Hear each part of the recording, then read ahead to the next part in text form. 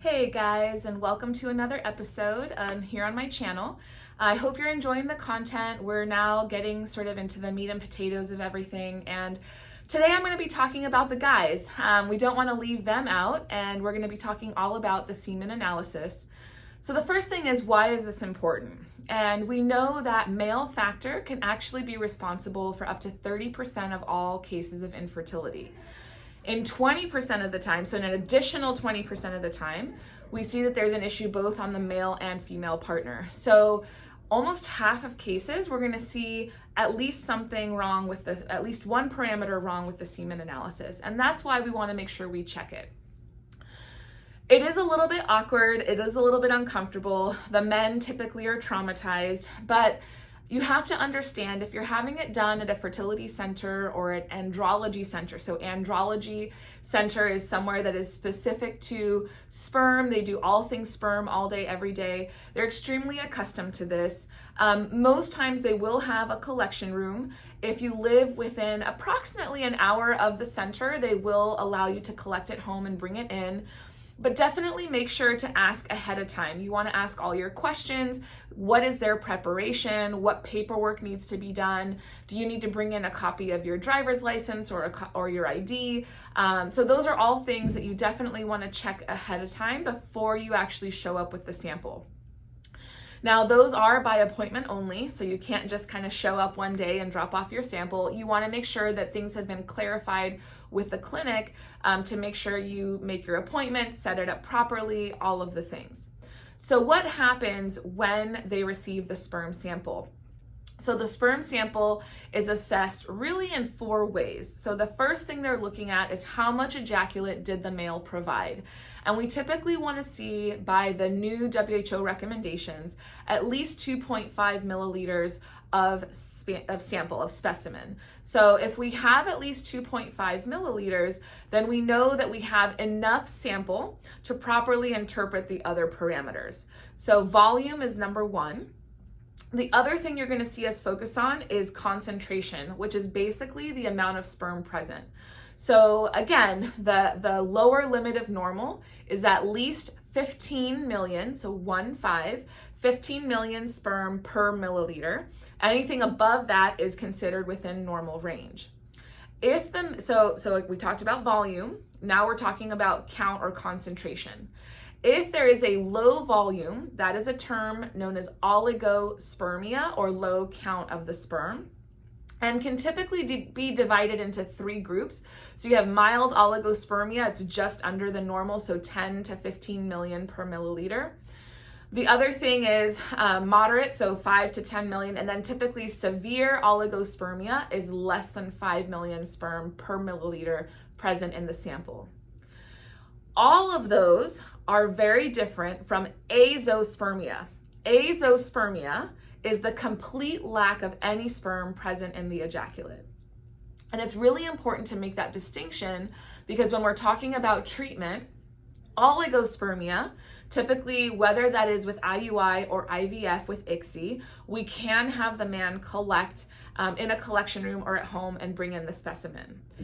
But if we have azoospermia, we then have to go down a different path. We typically will work with a reproductive urologist, and we'll talk to the male partner about what is the likelihood, if we were to go into the testicle and search for sperm, so a testicular extraction procedure, what is the likelihood of us actually finding sperm, okay? So that is number 2, that is concentration or count. If it's low, we typically talk about oligospermia. The third parameter that we talk about is motility.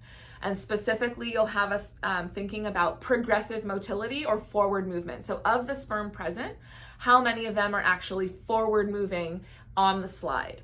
And based on the WHO newer criteria, we want to see at least 32% of the sample forward moving. Okay, so motility, overall motility, you may see numbers of 40% or higher as normal. And then progressive motility, which is the forward movement of the sperm, we want at least 32% or higher, okay? And then the fourth parameter is something called morphology, which is the shape of the sperm. So when we assess the sperm under the microscope, what is the shape of the head, neck, and tail? Is it normal or is it abnormal?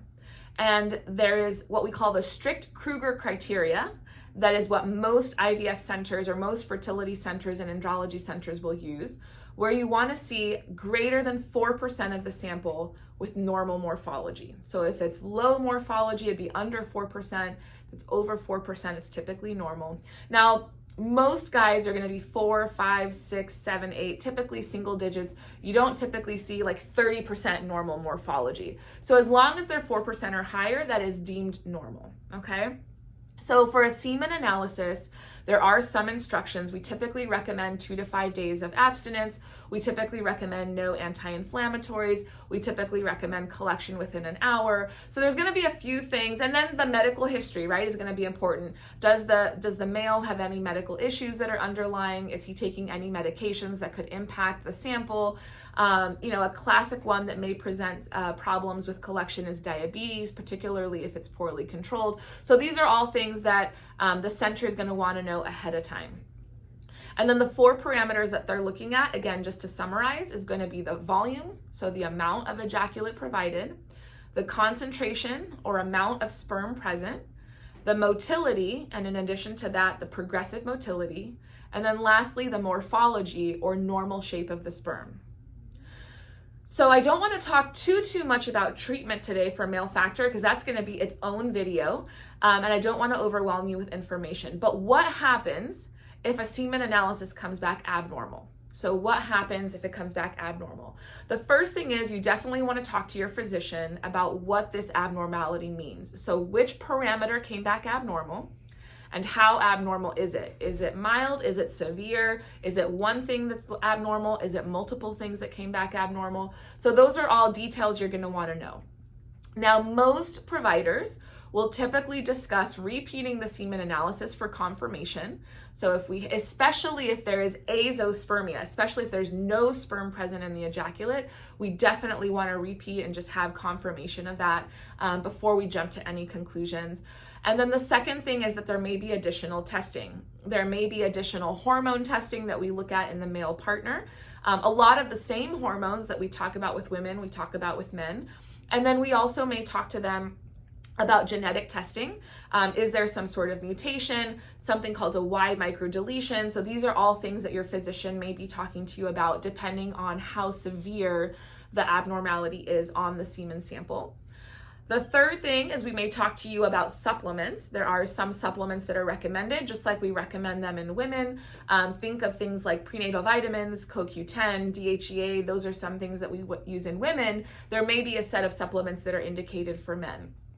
And then lastly, most fertility physicians like myself will work with a reproductive urologist or a reproductive urology group to work up and treat that male partner. There are oral medications, there are injectable medications, and there are potentially surgical interventions that can be done to potentially treat that abnormal semen analysis. And there's multiple things that we're looking at, right? So we're not just looking at the male component. We also want to know, okay, how old is the female? What timeline are we talking about here? Usually with men, any medical treatment is going to be a minimum of 3 months before we start to see changes. So do we have the luxury of that time on the female side? Is the semen analysis so severe that we need to start talking about sperm donation? So there's a lot of different things that we're looking at when we're having that discussion, but those may be some of the additional tests that are explained to you or that are recommended to you in the setting of an abnormal semen analysis. So again, just to summarize in conclusion, so male factor accounts for at least 30% of all cases of infertility, can be as high as 50. Number 2 is that you want to make sure that you're getting all your instructions in detail ahead of time, how to collect, when to collect, what things do you need to avoid prior to collection, etc. The third thing is if it comes back abnormal, then what potential testing may follow. And that may be a repeat semen analysis, it may be additional hormone testing by blood, it may be additional genetic testing, it may include supplements, and it may also include referral to a reproductive urologist. So I hope this has been a nice little 10-minute nutshell of the male part of all the testing and infertility workup. And while it appears simple and easy and quick, is definitely just as important as all the other testing that we're doing in the setting of a heterosexual couple. So please feel free to like, subscribe to the channel. Make sure you comment down below if you have any questions, and I'll see you next week. Bye-bye now.